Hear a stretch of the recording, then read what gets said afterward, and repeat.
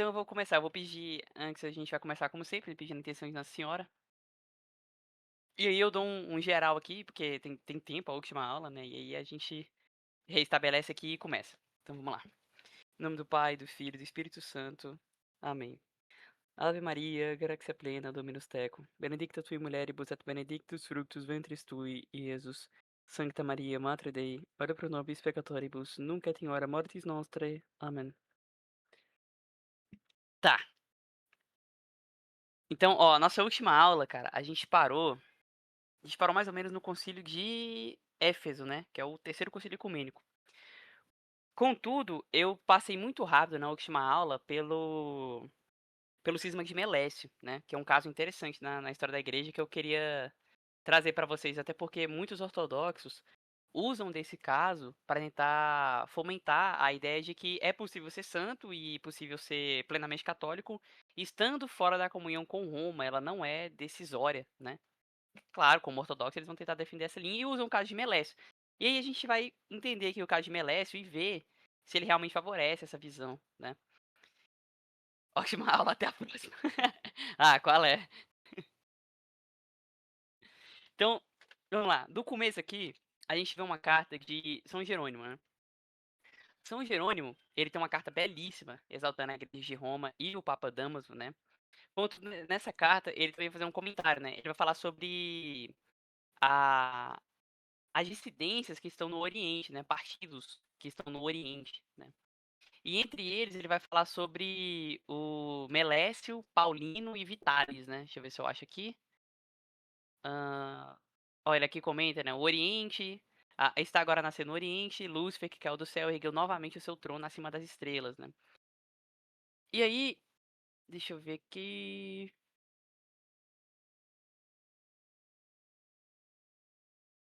Aqui, ó, ele coloca, ó: "Não conheço Vitalis, rejeito a Melécios, nada tenho a ver com Paulino", né. Então esses 3 grupos, ou melhor, essas 3 pessoas a qual tinham grupos, né, com ela que as defendiam, eles eram um grupo dissidentes no Oriente, né.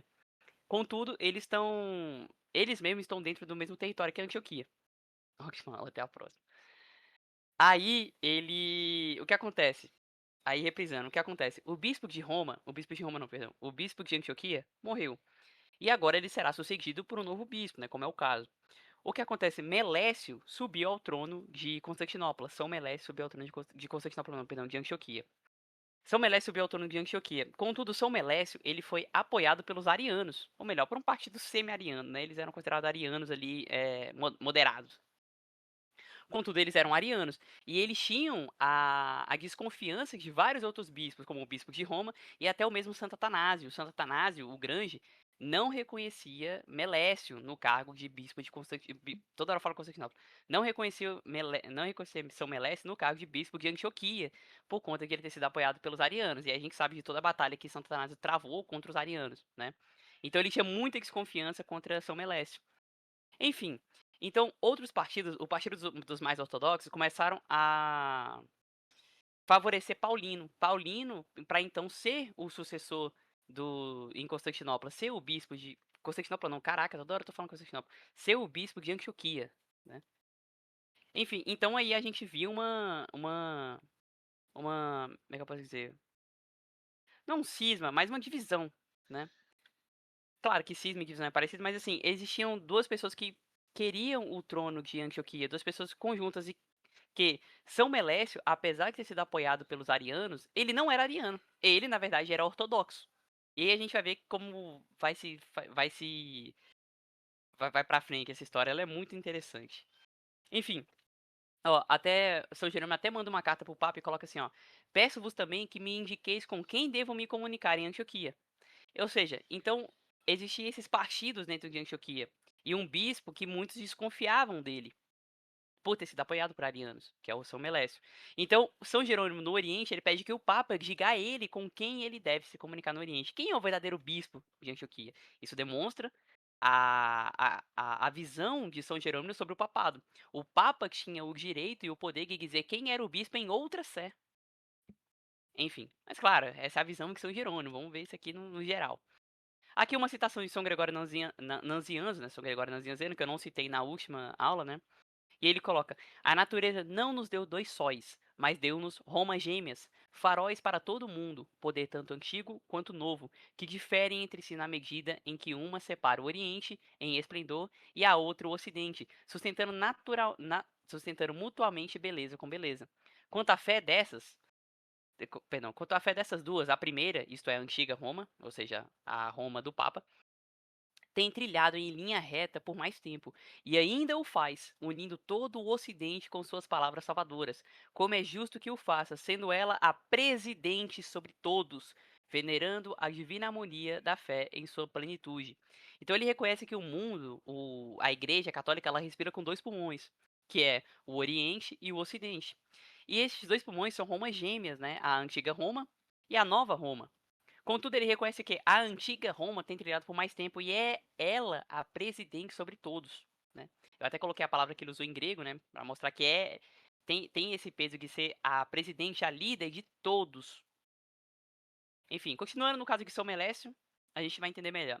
Então, o historiador Sócrates Escolástico, ele relata que São Melécio havia subscrevido um credo composto no Sínodo de Seleucia, que rejeitava a terminologia nicena, o homoisos, né, que é consubstancial, e aprovava o homoios, que era semelhante, né? Então, isso era muito comum entre os arianos, pegar o credo e trocar algumas palavrinhas, né?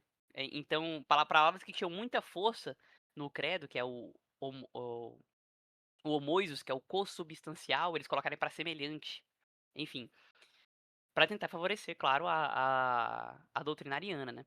Enfim, então, Melécio tá nesse tema aqui de ser um apoiador, supostamente ser um apoiador deste credo, um credo ariano.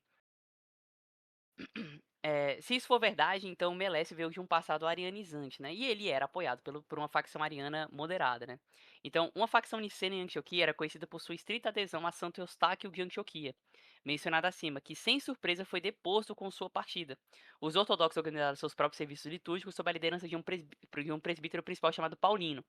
Então, os ortodoxos, para tentar. Ortodoxos não tô dizendo a igreja ortodoxa, tipo assim, ortodoxos, os que tinham a fé correta, né?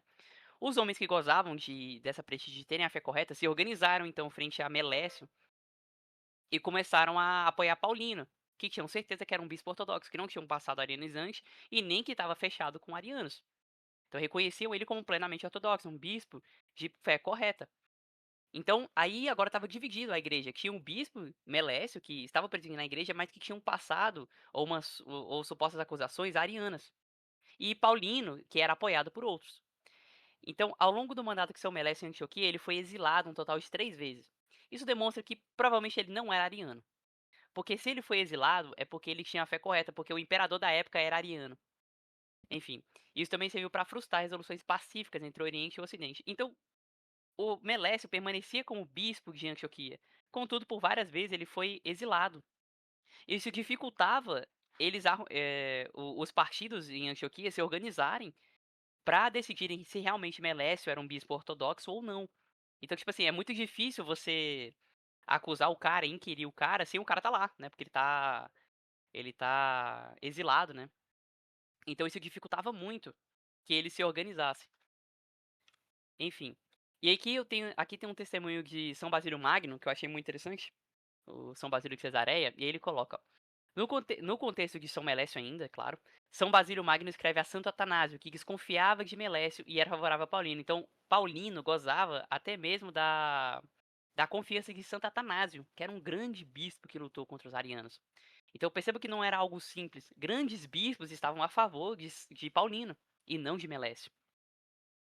Enfim, mas São Basílio Magno, também um grande bispo, diz a Santo Atanásio o seguinte: eu mesmo desejo ver Melécio reconhecido como chefe da igreja em Antioquia. Então São Basílio Magno apoiava Melécio, via que Melécio era um bispo ortodoxo. Enfim, em uma carta aqui dele, pareceu-me desejável enviar uma carta ao bispo de Roma, implorando-lhe que examinasse a nossa condição. E uma vez que há dificuldades para que representantes sejam enviados do Ocidente por um decreto sinótico geral, aconselhá-lo a exercer sua própria autoridade pessoal na questão, escolhendo pessoas adequadas para suportar as labutas de uma jornada. Então, São Basílio Magno está pedindo ajuda do Ocidente ao Oriente. Porque a grande verdade é, esses problemas dos arianos e tal, isso não estava forte em Roma. Roma se via, na verdade, bem de boas em relação a isso. Tem, acho que Santo Ambrósio, ele fala que se tivesse 2 arianos em Roma era muito. Já no Oriente, imperadores eram arianos, bispos de grandes sés eram arianos. Então, o Oriente ele estava numa dificuldade muito grande.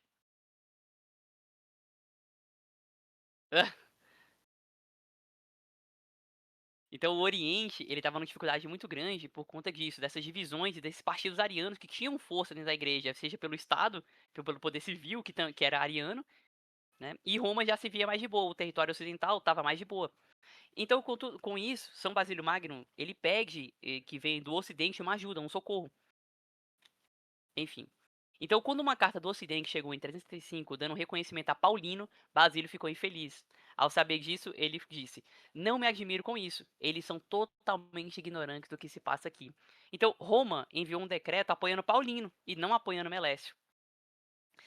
E São Basílio Magno comentou que Roma era ignorante do que acontecia lá no Oriente, o que é verdade. Roma, de fato, não tinha todo o conhecimento do que se passava no Oriente, até porque era muito difícil dos ocidentais saírem do Ocidente e irem para o Oriente sem serem presos, mortos e perseguidos por arianos e até o mesmo imperador. Então, tinha-se essa divisão. Como é que eu posso dizer? Rolava uma divisão ali, uma impossibilidade do Ocidente ajudar o Oriente e do Oriente ser ajudado pelo Ocidente, né? Enfim. E aqui eu trouxe uma citação dele, né? Ele colocou: Não acuso ninguém. Congratulo-me com aqueles que receberam a carta de reconhecimento de Roma. E, embora seja um grande testemunho a seu favor, só espero que seja verdadeiro e confirmado pelos fatos. Mas nunca poderei persuadir-me, com base nisso, a ignorar Melécio, ou a esquecer a igreja que está sob ele, ou a tratar como pequenas e de pouca importância para a verdadeira religião as questões que originaram a divisão. Nunca consentirei em ceder meramente porque alguém está muito exaltado por receber uma carta de homens mesmo que ela tivesse descido do próprio céu, mas ele não concordar com a sã doutrina da fé, não posso considerá-la em comunhão com os santos. Então, São Basílio Magno, apesar de reconhecer que a autoridade do Papa dava mais favor a Paulino e aos que apoiavam ele disse que nem mesmo se uma carta descesse do céu, ele deixaria de apoiar Melécio. Enxergava Melécio como um bispo ortodoxo. Sabe por quê? Porque Melécio era. Melécio era um bispo ortodoxo, ele não era ariano, né? Contudo, então a gente está se formando aqui uma situação que é a seguinte: 2 bispos ortodoxos, 2 bispos de fé correta, estão concorrendo na igreja de Antioquia. Qual será o bispo legítimo? Entende? Fica essa complicação. Ora, São Melécio já está neste cargo. Contudo, por muitos ele não é apoiado, por muitas desconfianças. Enfim. E ele colocou, ó, homens que não conhecem a verdade não desejam aprendê-la, mas são prejudicados por falsas suspeitas. Eles não sabem nada do que se passa aqui e não aceitam o único meio pelo qual poderia aprendê-lo. Eu diria, de modo geral, que eles não deveriam pressionar duramente homens que são esmagados por provações. Então, ele está falando aqui o que é óbvio, o que é verdade. Roma não estava sabendo de todas as situações. A verdade é, Roma sabia da desconfiança de Melécio, então dá a sua confiança a Paulino. Não porque considerava Melécio excomungado ou heterodoxo, e sim porque era mais certeza. E Roma não tinha todas os conhecimentos materiais do que se passava no Oriente, era impossível saber. Continuando. Por volta de 366, São Basílio recebeu a notícia de que São Damas e outros bispos se reuniram e finalmente responderam às suas preocupações no Oriente. Então, o Ocidente vai fazer um sínodo agora, ou pretende fazer, né, para responder esses problemas do Oriente, ver se conseguem adentrar melhor lá, né? Enfim. E numa carta ao Oriente, o sínodo romano havia revisado certas heresias cristológicas, afirmado o credo niceno e emitindo algumas outras questões disciplinares. Em resposta, São Basílio enviou uma epístola de ação de graça aos ocidentais em 337. E ele colocou: São estes os erros dos hereges que imploramos a vossa diligência que denuncies publicamente a todas as igrejas do Oriente, para que eles possam ou converter-se a caminho certo e unir-se a nós em aliança genuína. Então é muito interessante que o São Basílio Magno ele está citando quais são os erros dos hereges, o que os hereges defendem, e pediram que a Igreja de Roma denuncie publicamente a todas as igrejas do Oriente, para que assim todas as igrejas percebam qual que é a doutrina correta, né? O que é muito interessante, porque se não existe papado, qual força que o Papa tem para dizer o que é correto ou não? Ele é só mais um bispo, né? Enfim, continuando. Este será o caso se outra carta dele, né? Este será o caso se consentisse em escrever a todas as igrejas do Oriente que aqueles que perverteram essas doutrinas estão em comunhão convosco, se emendarem, se corrigirem, né? Fui, portanto, constrangido a enviar estes irmãos para que possais aprender com eles tudo o que foi omitido em minha carta, e para que eles possam incitar-vos a fornecer o socorro que imploramos para as igrejas do Oriente. Então, São Basílio Magno está dizendo que enviou certas pessoas ao Ocidente na tentativa de explicar e para que o Ocidente possa entender tudo o que está se passando lá corretamente e assim possam enviar socorro às igrejas do Oriente. E é muito interessante que ele coloca, né? Se consentissem em escrever a todas as igrejas do Oriente, ou seja, ele quer que o Papa escreva às igrejas do Oriente, que aqueles que perverterem essas doutrinas, então o Papa vai escrever quais são as doutrinas corretas e dizer se está em comunhão ou não. E ele coloca, se esses caras se corrigirem, eles estão em comunhão com a gente. Então é muito interessante ver que tem uma confiança a mais na igreja de Roma, que ela tem uma autoridade a mais. Que se as igrejas no Oriente estão divididas, estão com problema, a igreja do Ocidente tem o direito de dizer o que é certo e o que é errado. Ele não é só mais um bispo dando sua opinião. Na verdade, ele é o bispo dando sua opinião. Enfim, continuando. Vai rolar um concílio em Roma, né? E esse concílio, como eu já citei aqui, ele vai dizer o que é certo, o que é errado, o que é justo, o que é injusto, né? Como São Damaso não sabia exatamente o que se passava no Oriente, ele coloca uma citação que é muito interessante. Ele coloca, né? Este decreto, irmãos amadíssimos, é a nossa fé. Então ele fez uma exposição de fé, como eu citei. Todos que a seguem são nossos parceiros. Por estes, os artigos de fé, nos oferecemos como comunhão. Então o que ele colocou? É muito interessante isso. O que ele colocou? Como ele não sabia de tudo que se passava, ele colocou o seguinte: fez uma exposição de fé e disse: ó, quem concorda com isso tem comunhão com Roma. Então aí ele vai dividir quem é e quem não é, quem, como é que é? Esqueci o ditado, mas ele vai dividir ali o joio do trigo, né? Quem é e quem não é. Quem aceita aquela exposição de fé está em comunhão com Roma, simples assim. Melhor do que o Papa analisar caso a caso, pessoa por pessoa, ele fez uma confissão de fé. Quem está em comunhão com a confissão de fé está em comunhão com Roma. E aí vai ter um sino em Antioquia, lendo este decreto que o Papa Damaso fez. E aí vai colocar, ó. Segue-se esta epístola ou exposição do Sínodo Romano, realizada sob o Papa Damaso, e transmitida ao Oriente, na qual toda a Igreja Oriental, reunida em Sínodo em Antioquia, crentes de fé consonante, e todos assim consentindo com a mesma fé supraexposta, cada um confirmou com sua subscrição. Então, foi realizado um sínodo em Antioquia, frente a essa exposição de fé do Papa Damaso, e coloca que eles estão em fé consonante, eles concordam em tudo que foi dito pela Igreja de Roma. Ou seja, estão em comunhão com Roma. E uma das assinaturas de Melécio, o bispo, e ele coloca: Eu, Melécio, bispo de Antioquia, consinto com tudo que está escrito acima, assim crendo e sentindo. E se alguém sente além disso, seja anátema. Ele concorda plenamente com a exposição feita pelo Papa Damaso. Ou seja, São Melécio está em comunhão com o bispo de Roma. Exatamente, os de verdade eu sei quem são. Enfim, e aqui agora vai entrar um caso interessante. Graciano Augusto, ele vai se tornar imperador de Roma, né, da Roma ocidental. Porque Valente vai morrer e Valente, calma, agora eu não sei se é ocidental ou oriental. Enfim, Valente era um imperador ariano, ele vai morrer. E vai ser sucedido por Graciano, né? Graciano vai subir ao poder.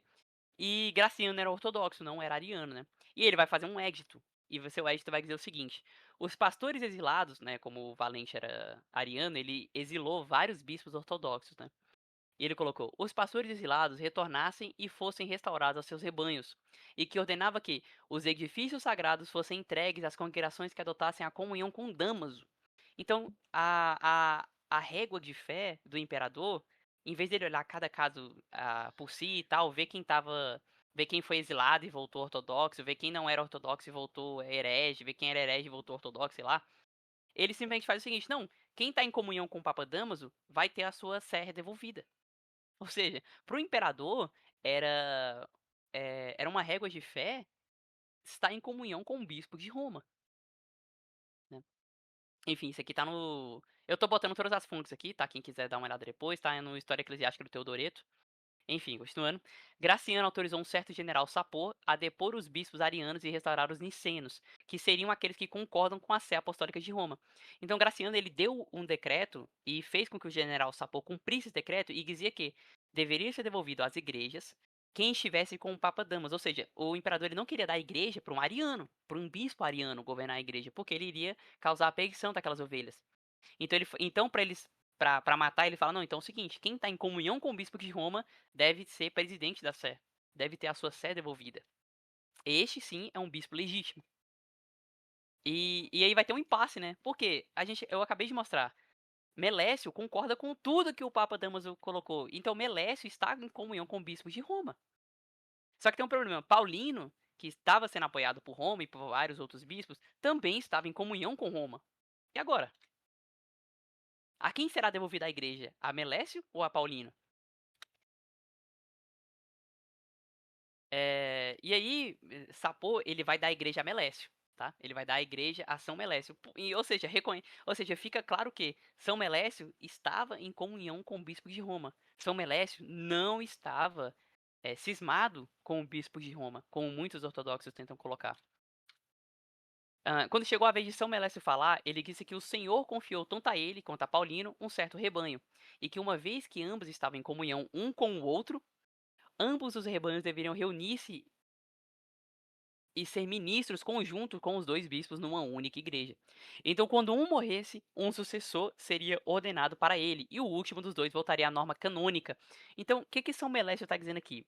Que eles estão em comunhão um com o outro. Melécio e Paulino, apesar de estarem concorrendo ao cargo de bispo de Antioquia, ambos estavam em comunhão um com o outro. Eles eram bispos ortodoxos, entende? E ele está dizendo agora que eles deveriam se unir e governar a igreja juntos. E quando um morresse, o outro permaneceria e depois restauraria a norma canônica. Ou seja, eles fizeram um acordo. Eles iriam presidir a igreja juntos. E aí, depois da morte de um deles, o outro fica e depois segue normal. Por quê? Isso mostra que ambos se reconheciam e se entendiam como bispos ortodoxos. Não se viam como bispos que estavam fora da comunhão romana ou que eram heterodoxos, arianos e coisas do tipo. Divide no meio, tora no meio a igreja. Então, Paulino, de acordo com o historiador antioqueno Teodoreto, não concordou com isso. Diante disso, o general Sapor, que foi enviado pelo imperador para entregar os edifícios sagrados àqueles que mantinham a comunhão de Damaso, deu as igrejas ao grande Melécio.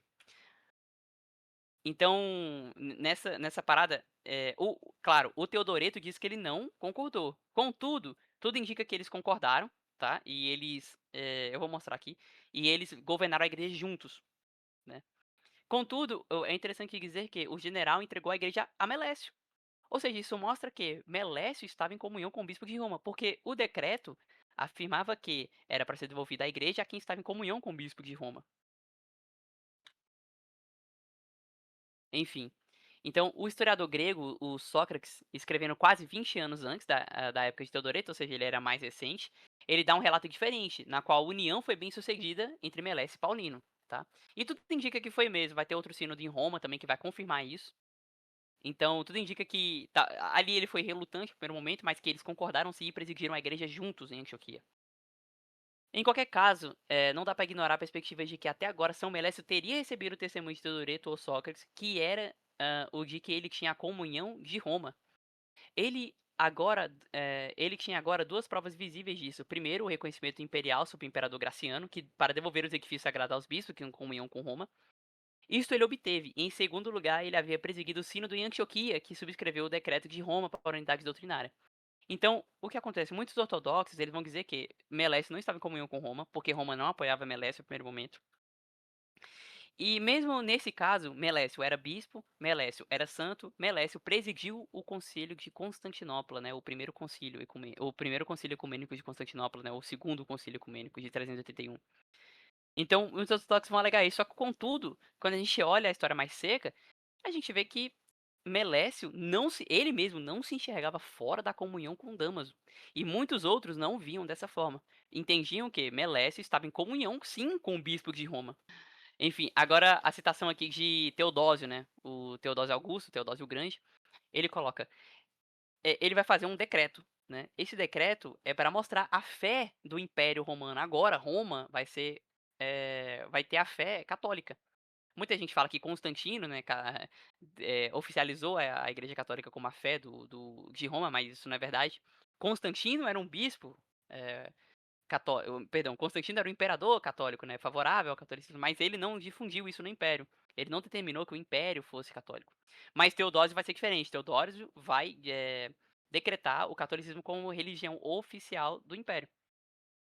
E esse decreto ele vem com o seguinte, né? Ele coloca: é nosso desejo que todas as várias nações que estão sujeitas à nossa clemência e moderação continuem a professar aquela religião que foi entregue aos romanos pelo divino Pedro apóstolo, como foi preservado pela tradição fiel e que agora é professado pelo pontífice Damaso e por Pedro, bispo de Alexandria.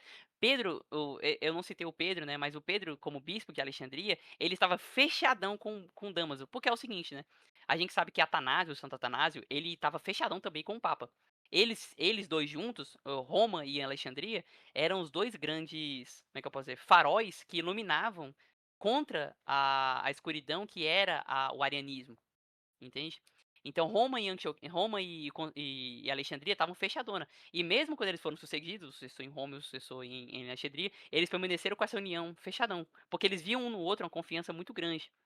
E usavam disso para contrapor o arianismo. Enfim, então olha o que o decreto está dizendo, que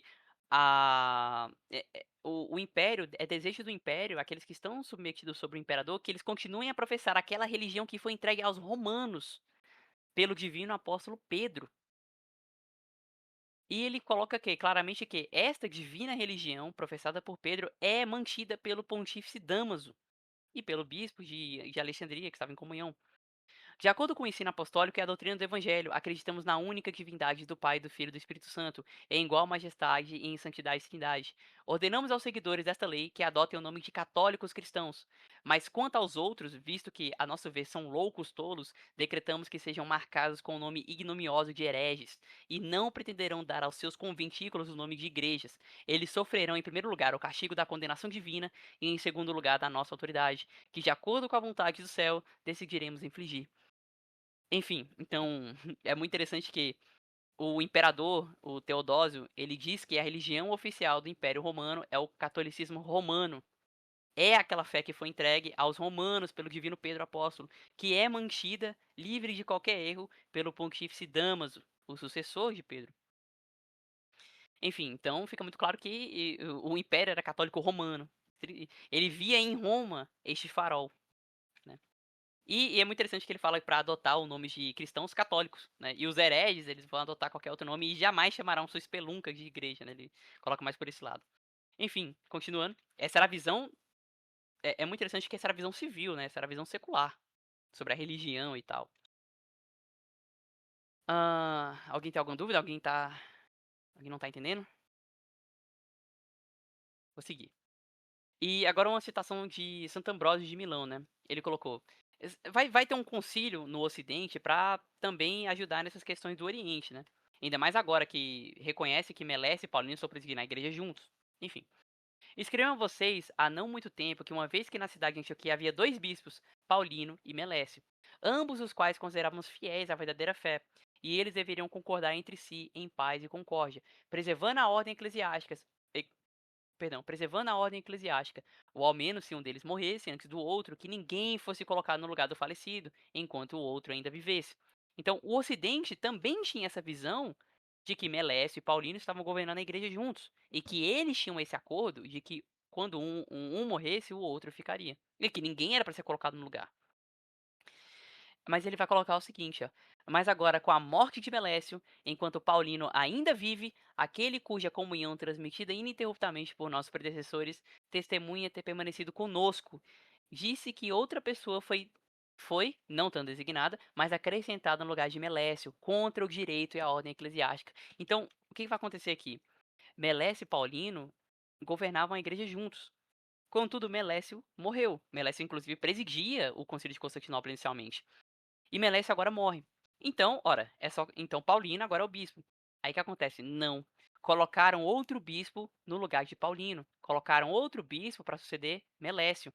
E Roma sabia disso. E o próprio Santo Ambrósio está testemunhando isso, como reconhecer isso como errado. que o próprio Paulino foi a Roma para comunicar desse erro, o que é muito interessante. Enfim, então foi colocado um bispo no lugar de Melécio, no lugar de Paulino, na verdade, né? O que rompia com o acordo que eles tinham, obviamente. Sim, ele tá usando umas roupas litúrgicas depois. Tem um outro aqui também, que ele também tá usando umas roupas litúrgicas muito basic, parece até um mini papa. Enfim, continuando. Aqui, São Gregório de Nazianzo, Nazianzeno, ele era o bispo de Constantinopla na época. E aqui tem algo interessante que eu coloquei, né?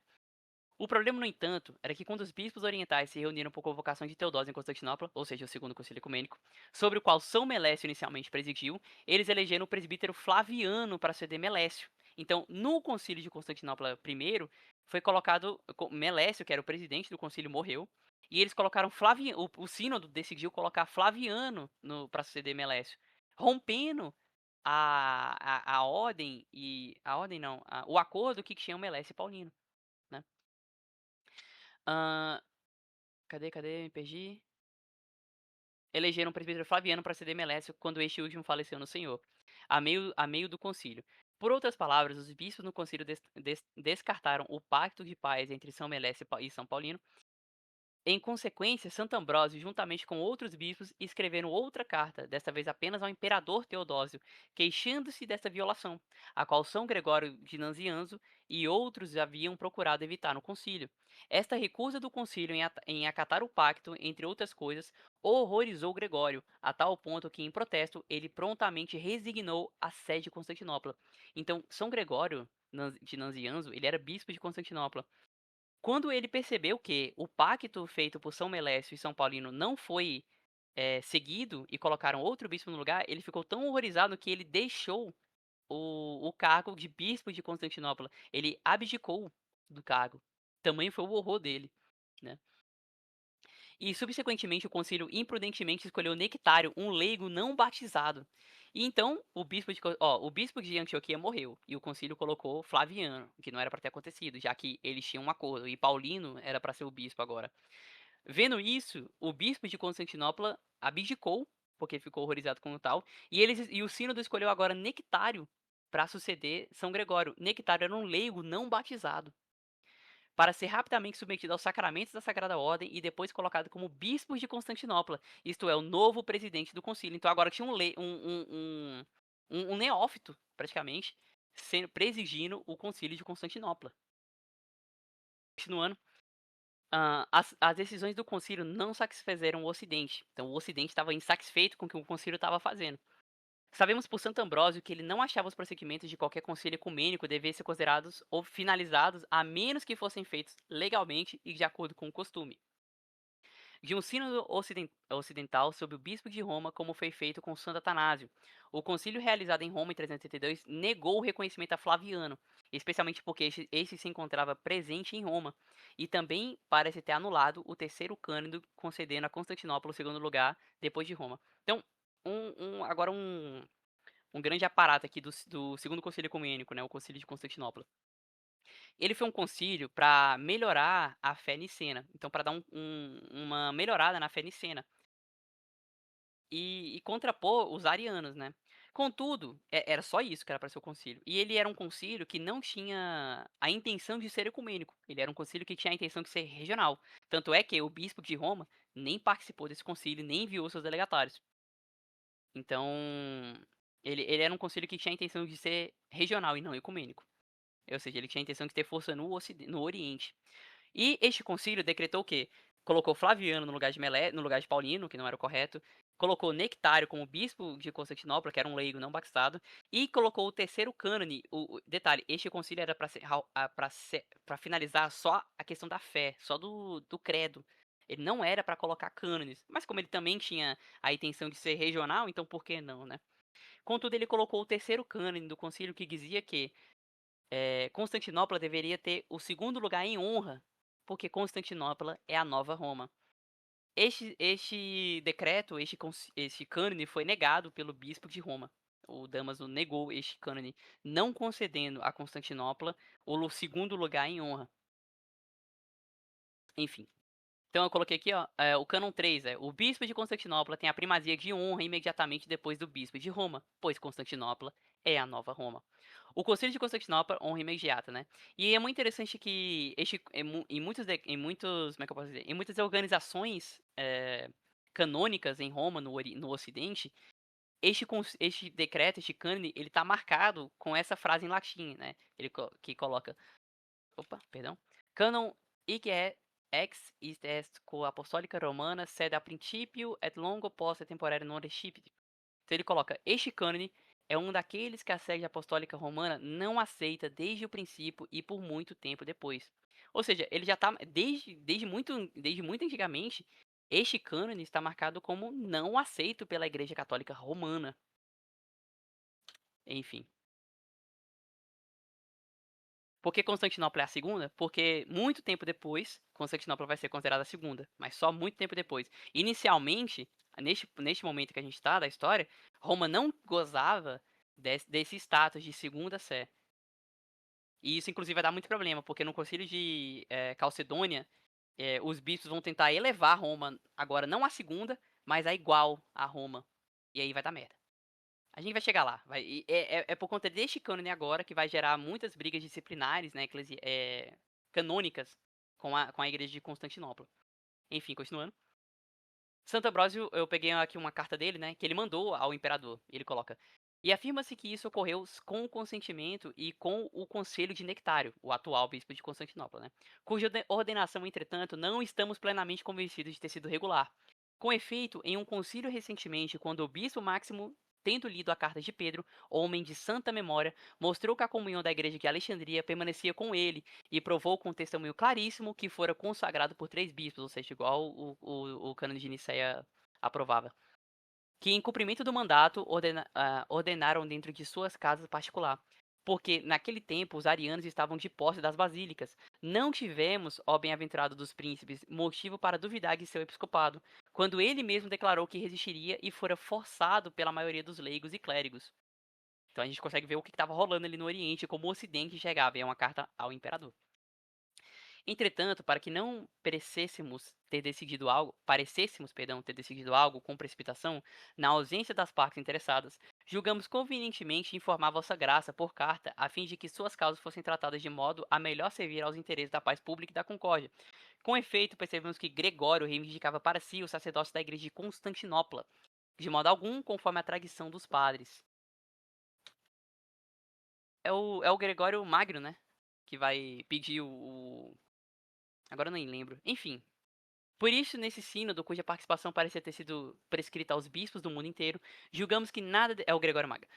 Julgamos que nada deveria ser decidido de forma temerária, assim quando aqueles que recusaram o Conselho Geral e que, como se diz, realizaram em Constantinopla, souberam que Máximo viera até nós para defender a sua causa no sínodo, o que mesmo que o concílio não tivesse sido formalmente convocado, ele podia legitimamente fazer, segundo os costumes de nossos predecessores. Então ele está mostrando que um bispo, a qual julgava a sua fé correta, a sua razão justa, recorria ao bispo de Roma para dele tomar força, e que isso era legítimo.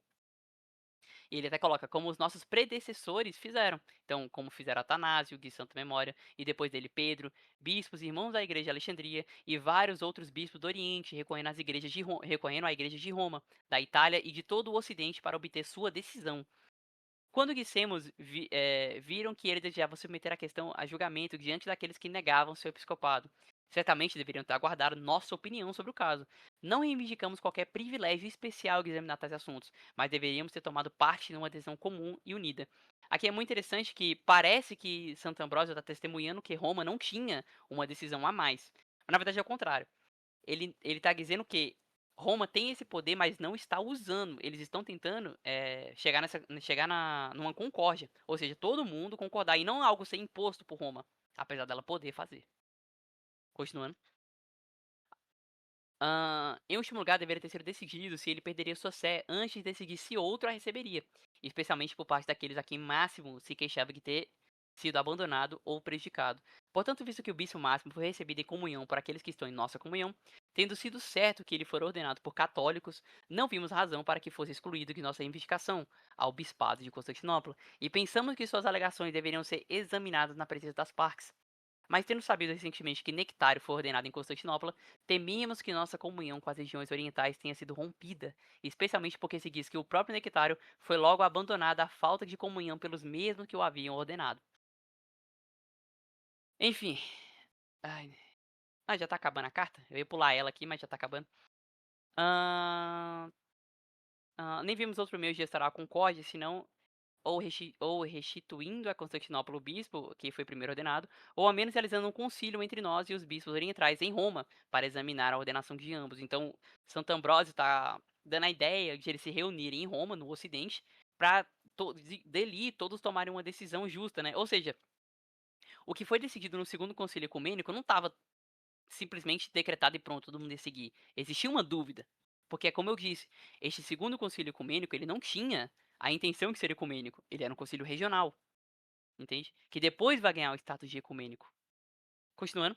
E não é todos os seus cânones que vão ganhar o status de ecumênico, tá? Como a gente está vendo aqui, alguns cânones não foram aceitos como o terceiro cânone.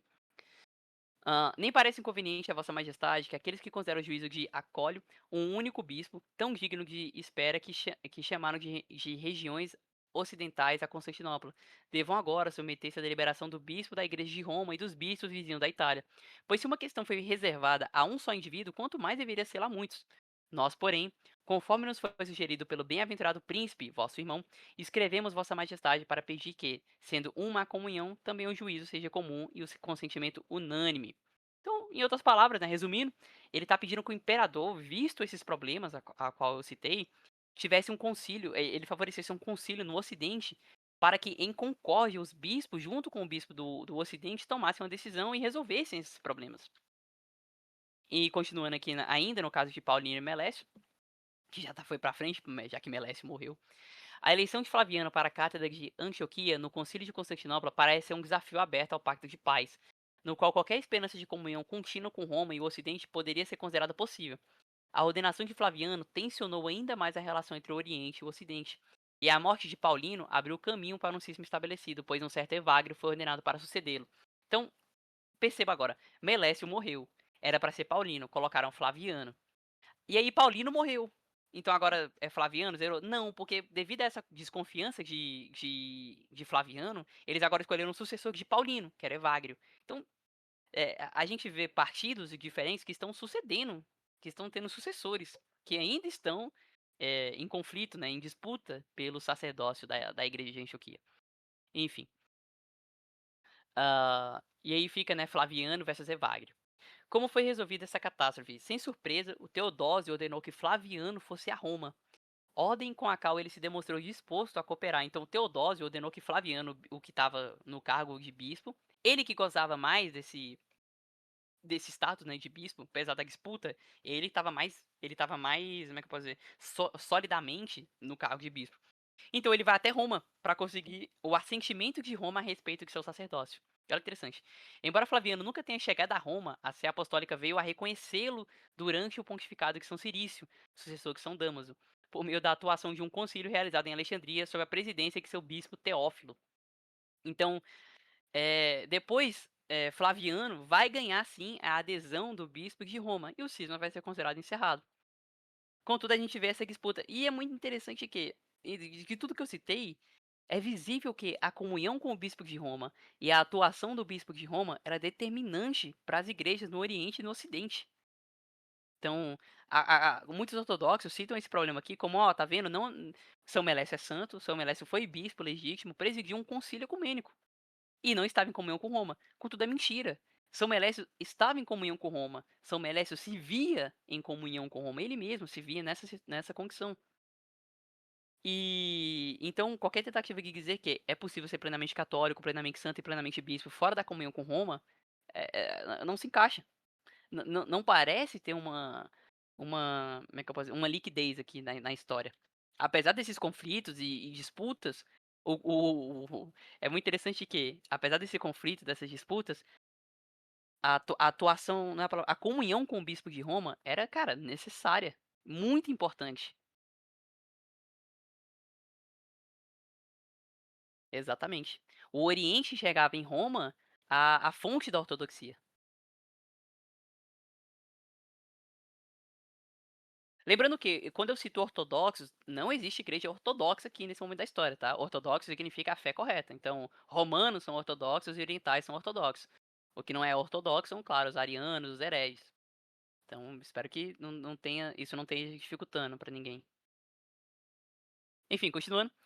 O historiador Sócrates observa: sendo dessa forma restaurada a comunhão com Flaviano, o povo de Antioquia foi em pouco tempo induzido a aceitar a união alcançada. Então, perceba que Flaviano agora gozava do status de comunhão com o bispo de Roma. Então, ele gozava de estar plenamente aceito no cargo de bispo de Antioquia. Isso, perceba, isso era determinante. O bispo só podia ser plenamente bispo se estivesse em comunhão com o bispo de Roma.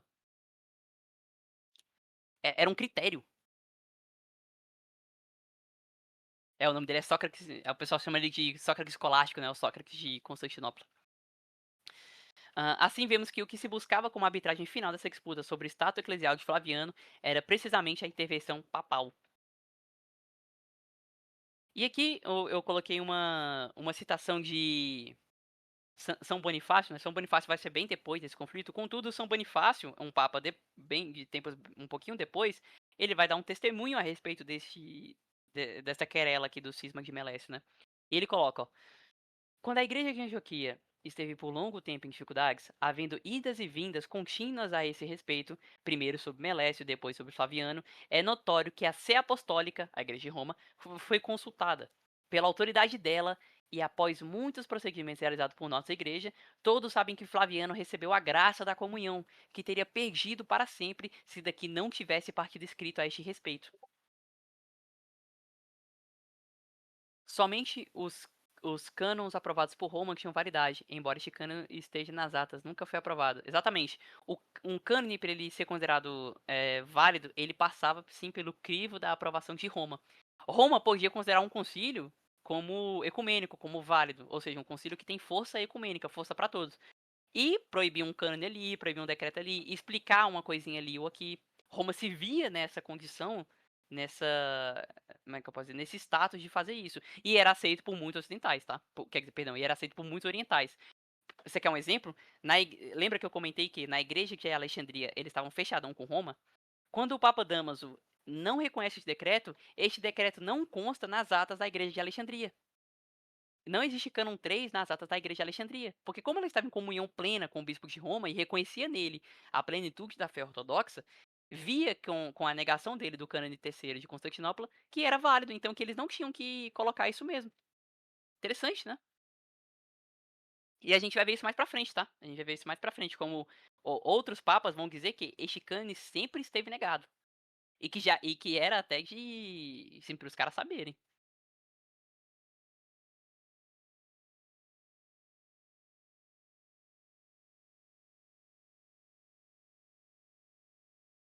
Enfim, e tem essa citação aqui do São Bonifácio, onde ele coloca que a igreja de Antioquia ela estava com problemas e a sede de Roma foi consultada.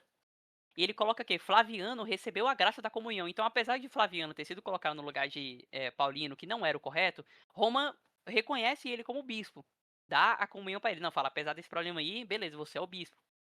E o caso está encerrado.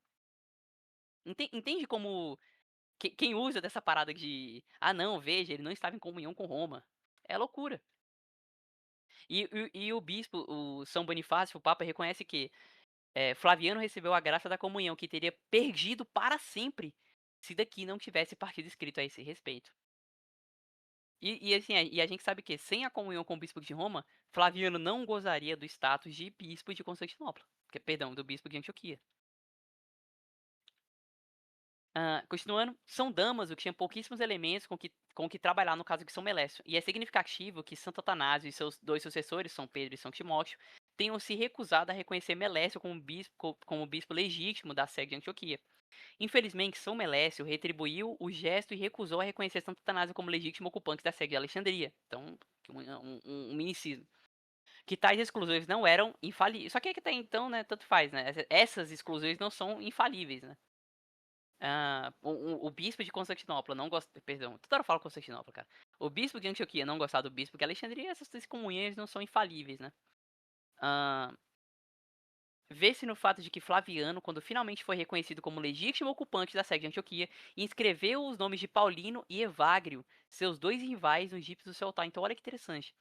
Quando Flaviano sentou-se finalmente como bispo de Antioquia, ele escreveu os nomes de Paulino e Evagrio nos egípcios, reconhecendo que eles também eram bispos ortodoxos. Então, esse caso é muito interessante porque são bispos ortodoxos, são bispos santos ortodoxos, brigando pela igreja, tipo assim, brigando pela, disputando pelo cargo de bispo da igreja, sabe? E é um caso muito interessante que ambos eram bispos ortodoxos, eles se entendiam também como bispos ortodoxos, eles viam um ao outro como ortodoxos, certo? E ambos estavam em comunhão com o bispo de Roma. Enfim, este foi o sinal mais evidente que os infortúnios da divisão antioquiana se deviam mais a falhas de comunicação do que à má vontade de alguém contra a Sé romana. Então, cara, quem usa deste contexto de São Melécio e essa disputa para dizer que, para minar a autoridade romana, isso não se encontra liquidez na história. É bem difícil. Quando a gente olha essa história, demonstra muito mais uma falha de comunicação, os problemas geográficos devido à distância, do que excomunhões, do que cisma, do que desavença, sabe? São muito mais problemas materiais, sabe? Como era feita a nomeação episcopal durante o primeiro século? O bispo, ele tinha que gozar de um prestígio, claro, e ele tinha que ser ordenado por 3 outros bispos. Aí ele era considerado o sucessor legítimo.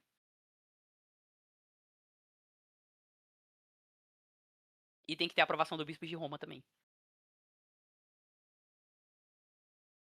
Se um bispo fosse expulso, ele poderia recorrer ao bispo de Roma. São tipo 3 testemunhas, contudo, estes bispos, eles são ordenados já. Então, tipo assim, são 3 bispos que já são ordenados, eles vão ordenar agora um bispo, entendeu? Esse é o decreto do Concílio de Nicéia. É assim que Nicéia coloca. Que um bispo, ele é considerado válido, ele tem que ter sido ordenado por 3 bispos. Que já foram ordenados. Essa era a ideia da sucessão apostólica. Na verdade, hoje não é um só, hoje é um colégio, né? Se eu não me engano, todos os patriarcados são um colégio que colocam um sucessor. Então, tipo assim, hoje em dia é muito mais de 3.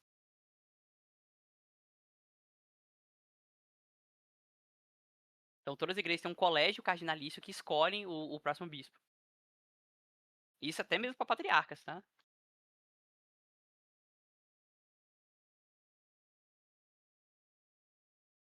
Então a igreja ortodoxa cismática se chama assim porque eles acham que são verdadeiros cristãos? Exatamente.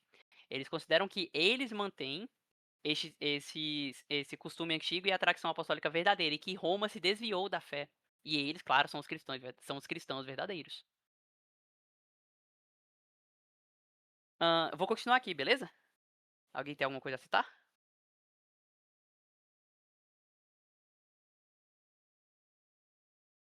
Isso, exatamente. Tá mais para um. É mais um colégio cardinalício menor, até porque, cara, ter 10 bispos numa mesma região naquela época era muito difícil, cara. Então, 3 bispos. E muitas vezes esses bispos eles tinham que viajar das suas regiões para consagrar outro. E isso era visto como uma confiança, sabe, na sucessão apostólica. Então, um cara não conseguia chegar e falar, não, pô, eu sou o sucessor, tal. Esse cara fala, não, pô, você foi ordenado por quem? Sim, sim, Tanchi. O que eu acho mais interessante é analisar a visão dos imperadores. Porque eles não eram tão. Muitos eram conhecedores das leis eclesiásticas, mas muitos não. E vendo eles nessa situação de não entenderem tanto o que se passava, eles falam o seguinte: não, então quem tá em comunhão com Damaso tá certo. Quem tá em comunhão com o bispo de Roma tá certo. Pronto. Que era uma forma de resolver, porque eles não entendem as paradas, muitos não conhecem todas as leis eclesiásticas. Então eles falam o seguinte: não, quem mantém aquela fé dada pelo divino Pedro, pelo divino apóstolo, pelo santíssimo apóstolo Pedro, e que é perseguido pelo Papa Damaso, se mantém. A partir de Teodósio, mais ou menos, Constantino também tinha uma regra de fé parecida. Por exemplo, em 313 vai ter um concílio, agora é o concílio de Arles. Os donatistas eles vão levar a sua questão ao Constantino e dizer que Constantino deveria ajudá-los, né? Constantino dizendo que ele vai pegar a situação e vai mandar o bispo de Roma, dizendo que o bispo de Roma é quem analisa esse tipo de situação e consegue dar um decreto que resolve. Então, o Constantino reconhecia que o bispo de Roma tinha o direito de julgar essas situações. É dito, inclusive, que Constantino, dos imperadores, conhecia bastante as leis eclesiásticas. Então, em muitos casos, ele dava ao bispo de Roma, para o bispo de Roma julgar. O Constantino não tornou a religião oficial. Exatamente. Tanto é verdade que Constantino não colocou como religião oficial, que depois de Constantino veio imperadores. Juliano era um imperador pagão. Tipo assim, não é que Juliano era um católico morno, ou era um cristão, ou não tinha religião. Ele era um pagão, ele favoreceu o paganismo em Roma. Desejava a volta do culto aos deuses pagãos. Exatamente, por isso que ele é Juliano, um apóstata. Então, continuando, pra gente. Ó, em primeiro lugar, muitos dos bispos que participaram do Concílio de Constantinopla se reuniram novamente em 382 no Concílio de Roma. Escreveram uma nova epístola sinodal a Roma, explicando os acontecimentos de 381. Basta ler o conteúdo para perceber o desejo sincero que tinham de reunir em Roma. Isso é verdade, eles várias vezes, isso já começa até antes. São Gregório Magno, o Gregório de Cesareia, Gregório não, perdão. São Basílio Magno, São Basílio de Cesareia, ele desejava um concílio em Roma. Contudo, ele mesmo fala, pô, mas tá difícil, não dá, tá muito difícil a gente sair daí e ir pra aí, tá muito difícil vocês saírem daqui e virem pra cá. Então, a imperatividade dos fatos não permite, mas que era desejável sim que a igreja se reunisse em Roma, né, com o Ocidente, porque é o seguinte, eles viam no Ocidente um farol, porque Roma se encontrava imaculada, essa é a grande verdade. As igrejas no Oriente olhavam para o Ocidente como imaculado, como sem problemas do arianismo. E o próprio, é o que eu comentei lá, né? O Santo Ambrósio, ele fala que se tivesse 2 arianos em Roma era muito. Então, enquanto o pau estava torando no Oriente, o no Ocidente estava bem mais de boa, cara. Então, os bispos orientais viam realmente no Ocidente, em Roma, que iriam conseguir um socorro e um decreto muito forte, porque Roma se encontrava imaculada.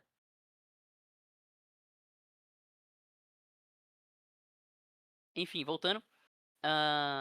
Cadê? Aqui, ó. Para participar de um concílio mais amplo com o Ocidente. Recentemente convocado pelos imperadores ocidentais, eles afirmam explicitamente que o perigo das perseguições no Oriente foi o que os impediu de empreender tão longa viagem ao Ocidente.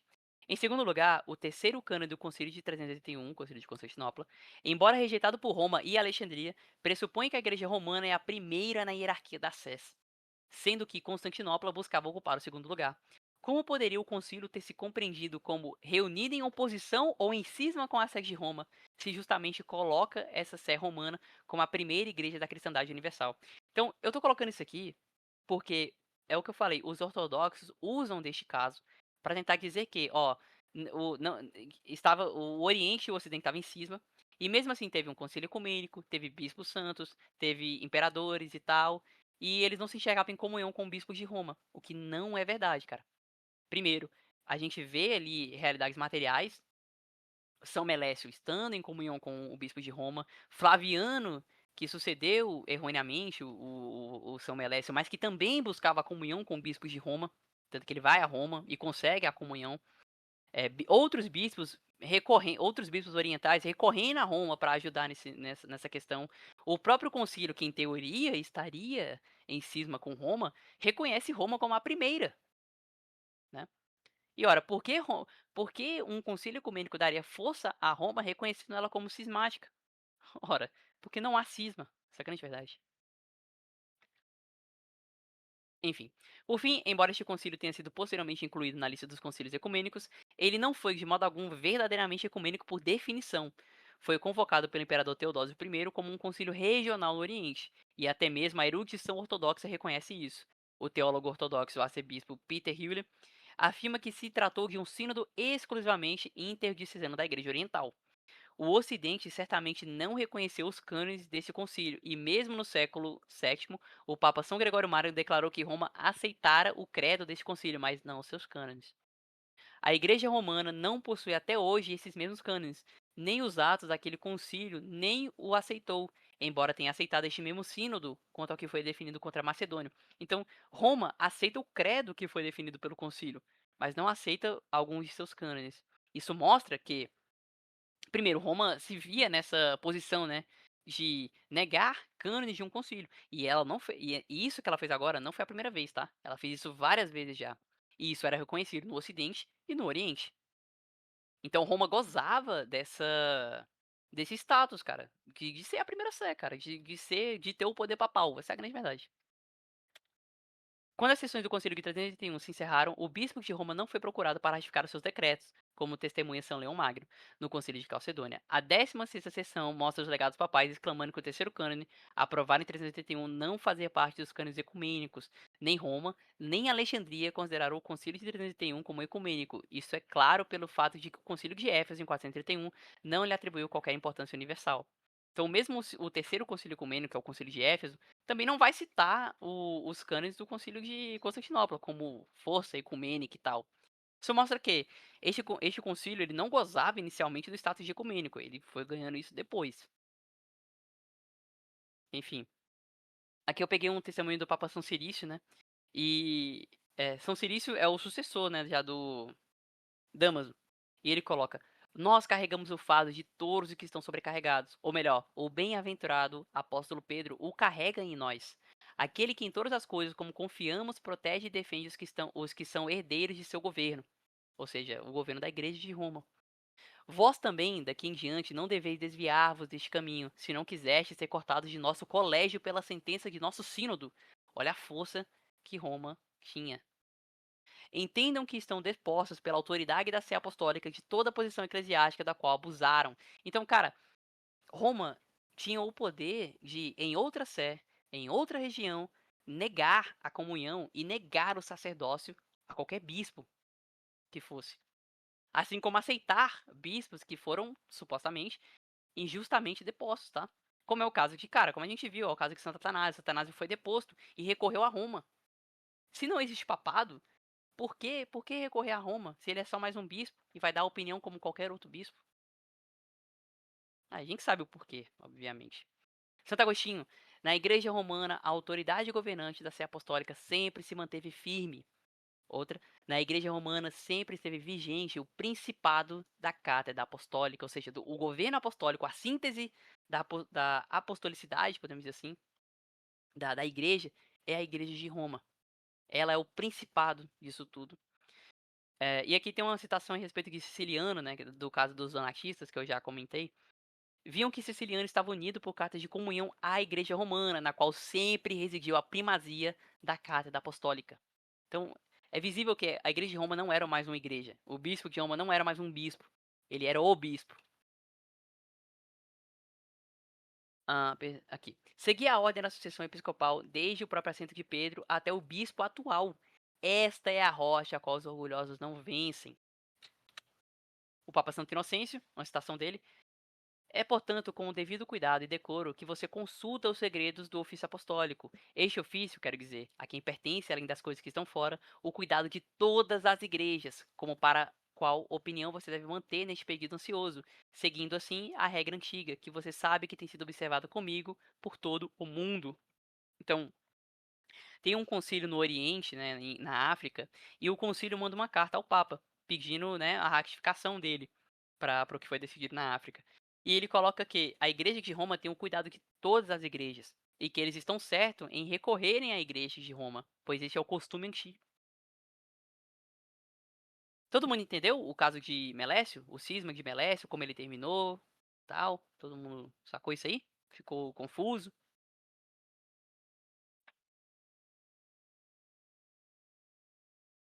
Bom, vou continuando. Ele colocou, ó: Ninguém pode duvidar de que na Sé Apostólica há uma grande e infalível fonte que faz jorrar rios para todos os cristãos, dos quais pequenos riachos se espalham em correntezas, regando abundantemente todo o mundo da cristandade. Pois, em honra do Beatíssimo Pedro, as instruções dos padres também decretaram para ela toda particular reverência na investigação das coisas de Deus, as quais devem ser completamente e cuidadosamente examinados pelo próprio supervisor apostólico, cuja antiga função é tanto condenar os males quanto aprovar o que é louvável, pois foi sancionado pelas antigas regras que tudo o que ocorresse, mesmo nas províncias remotas e distantes, não deveria ser tratado ou aceito antes e a menos que tivesse sido levado ao conhecimento de de tua bem-aventurada Sé mãe, ou seja, a Igreja de Roma, para que pudesse ser confirmado por sua autoridade. Enfim, essa aqui é a resposta do Papa Inocêncio ao concílio na África, né?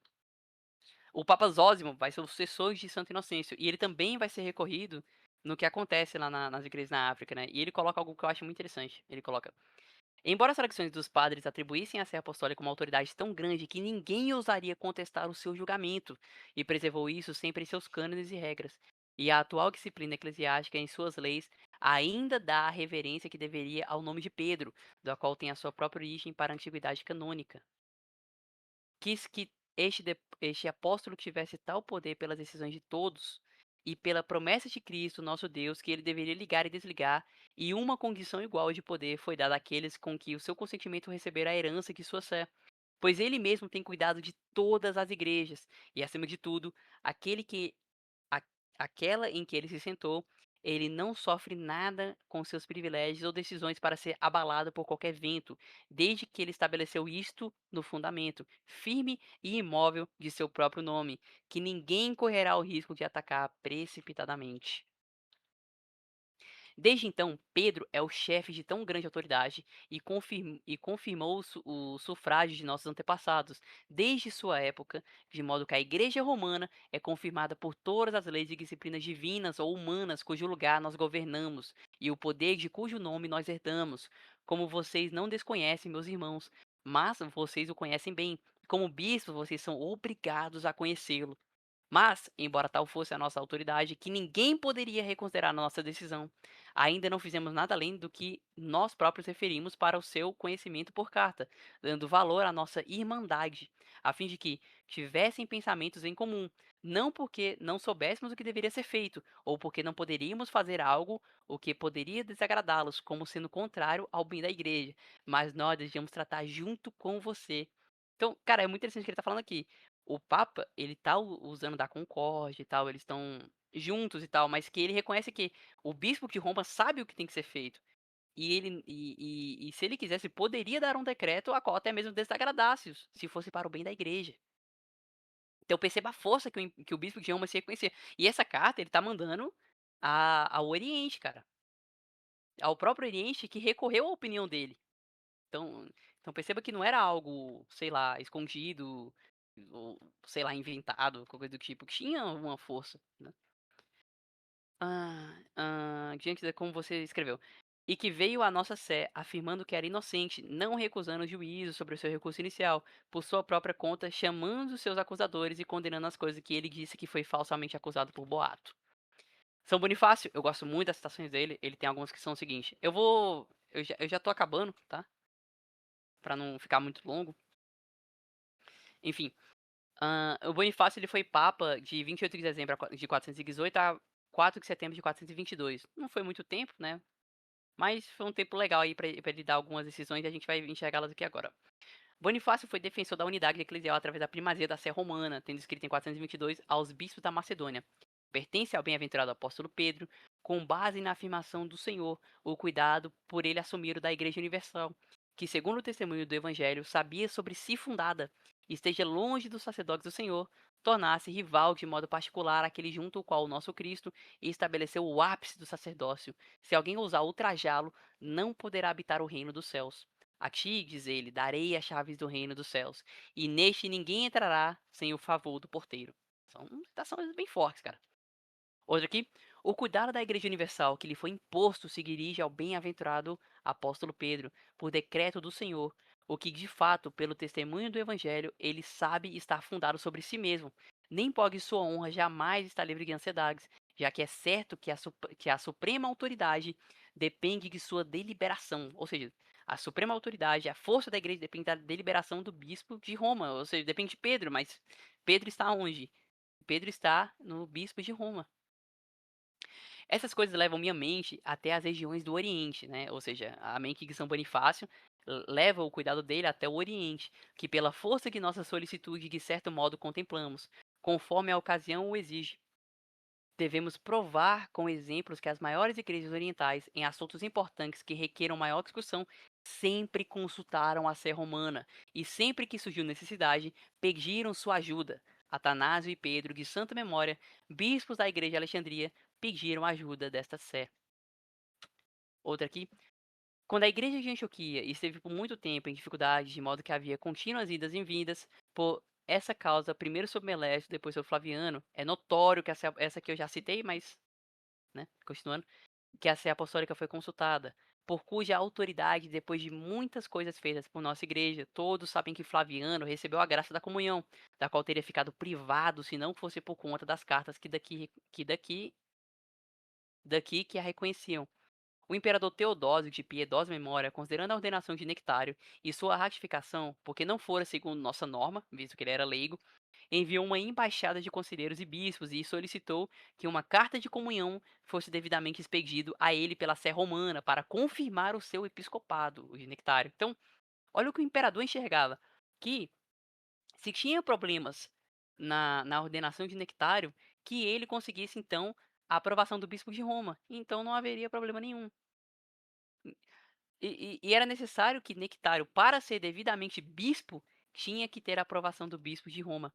Detalhe, a gente está falando do bispo de Constantinopla, o que em teoria era o segundo, né? Mas olha a força que Roma detinha. Há pouco tempo, isto é, sob meu predecessor Inocêncio, que abençoada memória, os pontífices da Igreja orientais, entristecidos com sua separação de comunhão do bem-aventurado Pedro, pediram por meio de seus legados a reconciliação, como permanece a vossa caridade. Então, cara, assim, é bem visível a necessidade da comunhão com o bispo de Roma para se ter um sacerdócio legítimo, para se ser plenamente católico. Susomeno, né, um historiador, o bispo de Roma, tendo investigado as acusações de cada um, Atanásio de Alexandria, Paulo de Constantinopla, Marcelo de Anciras e Asclepas de Gaza, encontrou todos eles concordando com o sínodo de Nicéia e os admitiu à comunhão, como concordando com ele, e na medida em que o cuidado da Igreja Universal pertencia ao Papa Júlio, por conta do posto de sua sede, ele restaurou cada um para sua respectiva igreja. Então, aqui já é o caso do quando os bispos foram depostos pelos arianos. Eles recorreram à Igreja de Roma. E Sosomeno, um historiador da época, um pouco depois, na verdade, né, mas ele relata esse momento, ele coloca o seguinte, que era direito da Igreja de Roma dizer se um bispo era ou não validamente deposto ou validamente colocado naquele cargo. Então, se um bispo foi deposto e o bispo de Roma dissesse que aquela deposição era injusta, aquele bispo estaria gozando de legitimidade. Mas ora, se não existe papado, se o bispo de Roma é só mais um bispo, de onde vem essa autoridade? Ainda em São Bonifácio, a instituição da nascente Igreja Universal tomou início no munus honorífico do bem-aventurado Pedro, no qual está o seu governo e ápice. Da sua fonte flui, à medida que crescia a veneração da religião, a disciplina eclesiástica em todas as igrejas. As disposições do Concílio de Nicéia não testemunham outra coisa, a tal ponto que não ousou definir nada sobre ele, vendo que era impossível propor algo acima de seu mérito, pois sabia, afinal, que tudo lhe era concedido. Perdão, que tudo lhe era concedido. É certo que essa igreja romana é para as igrejas espalhadas pelo orbe inteiro, como a cabeça de seus membros. Quem dela se desliga, seja banido da religião cristã, já que deixou de estar inserido nela. Que não precisa nem explicar, né? Aqui, então a gente para aqui no São Próspero e na controvérsia nestoriana, né, que vai dar início o terceiro concílio ecumênico, né, o concílio do concílio de Éfeso, e aí a gente encerra.